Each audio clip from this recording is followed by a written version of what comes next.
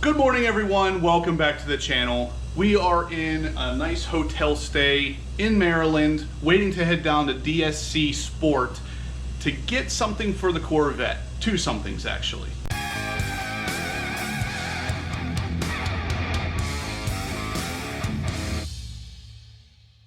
Check out the view, guys. Not bad, huh? Right from my hotel room, I'm able to see everything that I needed to see. Number one, we're gonna get an alignment because they can actually set up the car with a proper rear caster setting.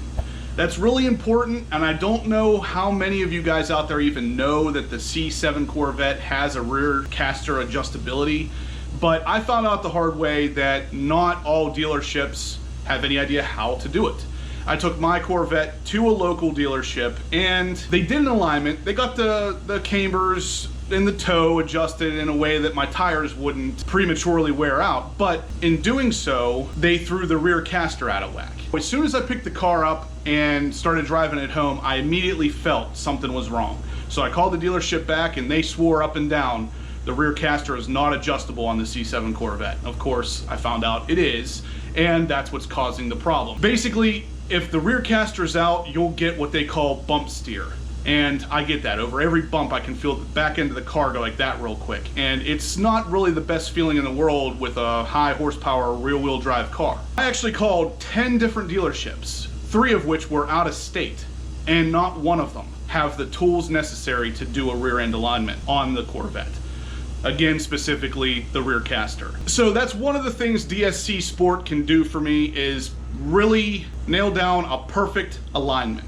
They actually have some of their own settings for track and street because they do a lot of actual track driving. So the car itself would be more suited for the track or street than what the dealership could even set it up as, especially since most of them can't even adjust the rear caster, it seems. Now that's just one of the reasons we're going. The second reason is actually their DSC Sport controller that replaces the MagRide controller for a factory Z06 MagRide suspension. Ultimately, what this is going to do is allow a lot more adjustability. You can actually customize your settings to be softer, stiffer, on rebound, as well as the initial impact. I mean, it's a lot of technical stuff. I'll be honest with you, I don't even understand a lot of it. But I'm going to meet with the owner today, and he's really going to go over a couple things for us, and I'm going to film all of it so we all have a better understanding of how all of this works. Basically, in a nutshell, it's going to handle better, but ride softer. A lot of people ask me though why I'm going with the DSC Sport controller instead of the GM MagRide update. And it's really as simple as a lot of the dealerships don't know how to do it correctly, again.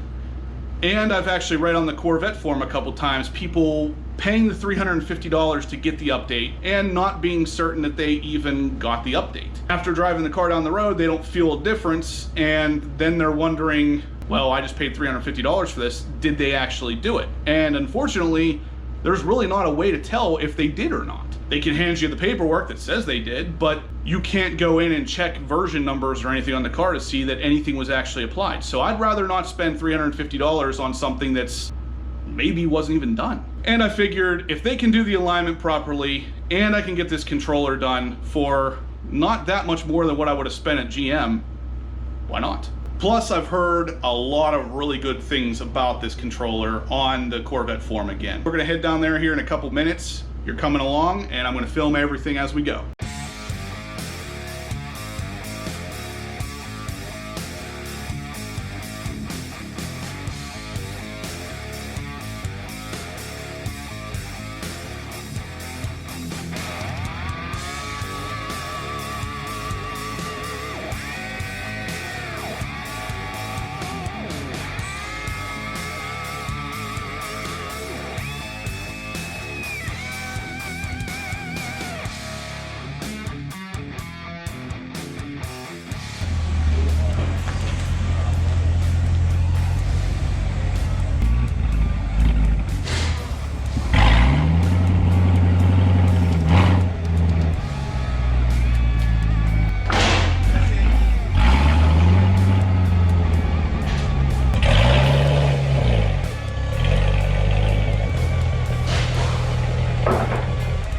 So we're here at DSC. The car's up on the alignment rack. They're about to get into it now, but after talking with the owner a little bit, He reassured me the rear caster is very important on this car. Kind of something I already knew, but it just, again, coming from the guy, means all the difference. But I mean, they got some amazing cars here. They actually race a lot of this stuff. They're going to a race in Montreal here shortly, all Porsches. Then they have all these cars in here that they're working on. I mean, this Viper right here, this is something else. ACR, all carbon fibered out. It's a real nice looking car, but this is one of the customers' cars that they're working on, doing some different adjustments.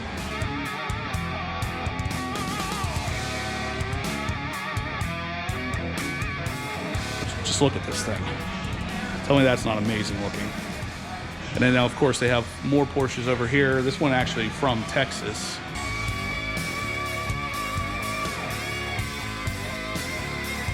Just Porsches everywhere. Simulating driver weight. Real deal.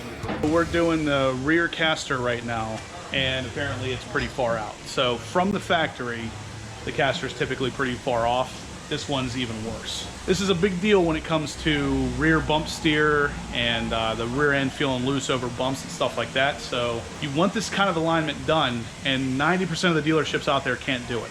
Look at the bugs. My God, did this trip ever destroy the front of this car? Wow. Luckily, those can be washed off. What we've done is we've set up our 4-post rig so that when it's in certain locked positions, we've ensured that it's exactly level all the way around the car, that it doesn't vary with even 1/4 of a degree. Okay, that way is when we're setting the caster angles are relevant. 5+ years, pretty much everybody. Is this the run out? This is the run out. Basically, it takes 3 points of the wheel. Okay. And it has basically gyro in here that takes the points and it measures everything at the 3 points. And then it knows all the movement of the wheel. Yeah, it knows all the movement of the wheel. Yeah, Awesome. If you take 3 points 120 degrees apart, average it out, you'll get the exact center line of the wheel. And that's what he just finished doing. Excellent. Yeah, that is leaning forward 1.5 degrees. Driver side rear caster, leaning forward 1.5 degrees, you said? Mm-hmm. And it should be backwards 0.7. I'm basically just going to do a reset and then take my numbers from that again and go from there. Because it's so far out. Yeah.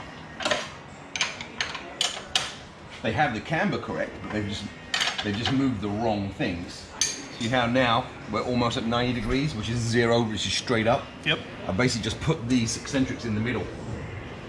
And then we have a 1.3 camber in the rear, which is very close to what we need.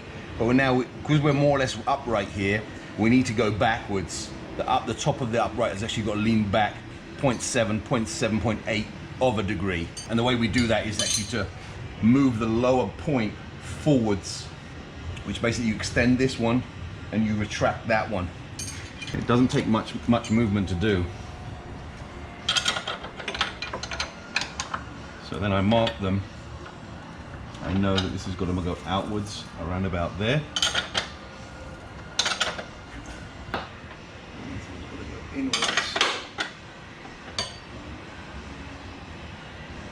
And there we have it. We have 1.3, which is perfect. As you can see, I've never done this before. I was just going to say, it looks like you've done this before. So you got the camber and the caster that quick. Yeah, but sometimes it will take forever. It's just sometimes luck of the draw. From the factory, it's meant to be 90 degrees, which is actually dead straight. It's the only reason why it's 90 degrees is because of the tool. But that 90 is dead up, dead straight, and you can see it. I haven't done any really adjustments, and it's straight up. That just shows you that whoever was working on the car previously had no idea how to actually adjust the caster on the rear. That was GM, guys, just so you know. GM dealership has no idea how to adjust a GM car. That just blows my mind. I know. So he's got the entire alignment all dialed in. We're gonna go ahead and get the controller installed now, and then we're gonna take it for a ride. That's actually what they should do. This is the magic part, right? Yeah, but you're good. Because this is a 06.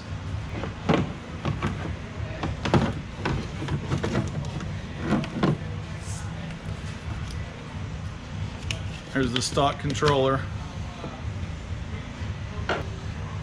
Again, it's like you've done this before. First time. Yeah, I'd just like to say that these GM connectors are the worst. Yeah. And that's the reason why I'm putting it in and out a few times. They're not designed to be taken in and out, in and out, in and out.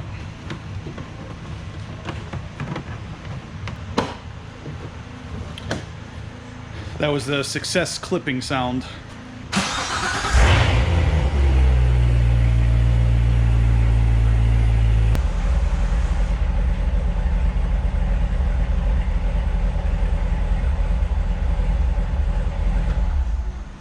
All good? Very good. You guys just run through to make sure it's gonna... Just make sure the error codes, make sure the software versions matching the car.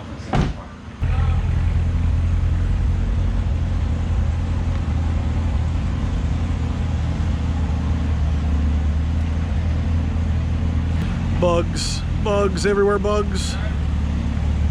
Oh, bugs.